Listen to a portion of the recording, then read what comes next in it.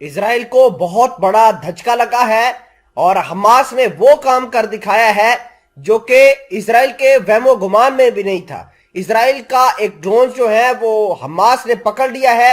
فلسطین کی استحکامی تنظیم حماس نے اسرائیلی حکومت کے ایک ڈرون کو صحیح سلامت اپنے کنٹرول سے لے کر اسے ایک بڑا جھٹکا دیا ہے۔ فلسطینی ذرائع کے مطابق حماس کے فوجی بازو شہید عزیز الدین قسام بریگیڈ نے آج غزہ کے اوپر جاسوسی کے مقصد سے پرواز کر رہے اسرائیل کے ایک ڈرون کو صحیح سلامت کنٹرول کر لیا ہے۔ یہ واقعہ اتوار والے دن پیش آیا تھا، لیکن اس کی خبر جو ہے وہ پراپر اب نکل کر انفارمیشن سامنے نکل کر آئی ہے۔ اس سے قبل اسرائیلی حکومت کے ڈرونز طیاروں کی سرنگوئی یا اسے مار گرائے جانے کی خبریں منظر عام پر آتی رہی ہیں، اور جمعرات والی دن جو پچھلی جمعرات گزری ہے، اس جمعرات کو جو القسام بریگیڈ ہے حماس کی، اس نے کاروائی کرتے ہوئے غزہ کی پٹی پر اسرائیل کے ڈرونز مار گرائے تھے، اور آج ان کا ڈرونز جو ہے وہ صحیح سلامت پکڑ لیا ہے۔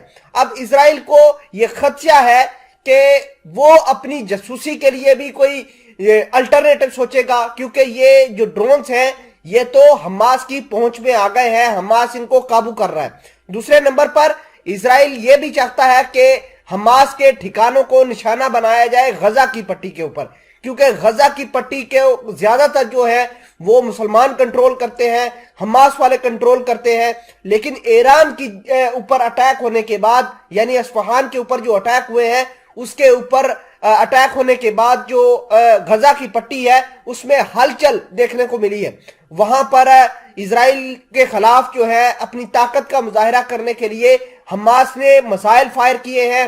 اسرائیل کا ڈرونز جو ہے وہ پچھلی جمعرات کو گرائے تھے، اور اس کے علاوہ ان کے جو ڈرونز کو صحیح سلامت نیچے بھی اتارا ہے۔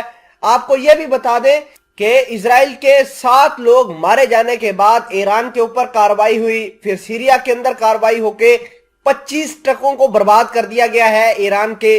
اور میں آپ کو یہ بتا دوں کہ حماس والے اب ایران کی مدد سے جو ہے وہ اسرائیل کے شہروں کو ٹارگٹ کر سکتے ہیں۔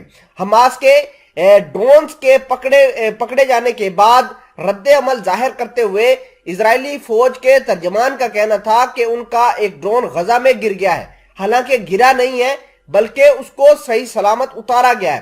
اسرائیلی میڈیا نے چند روز قبل اسرائیلی فوج کے حوالے سے خبر دی تھی کہ مغربی کنارے میں فلسطینی مجاہدوں کی تیز ہوتی کارروائیوں کو روکنے کے لیے جنین اور نابلس میں حملہ آور ڈرون طیارے استعمال کیے جائیں گے۔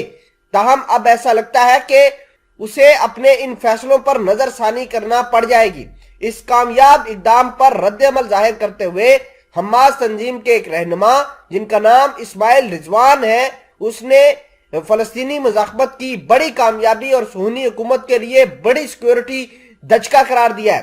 انہوں نے مزید کہا کہ صہیونی حکومت کو مسلسل پہنچنے والے سیکیورٹی جھٹکوں کے بعد فلسطین میں سرگرم مزاحمتی محاذ کی کامیابی کا منہ بولتا ثبوت ہے۔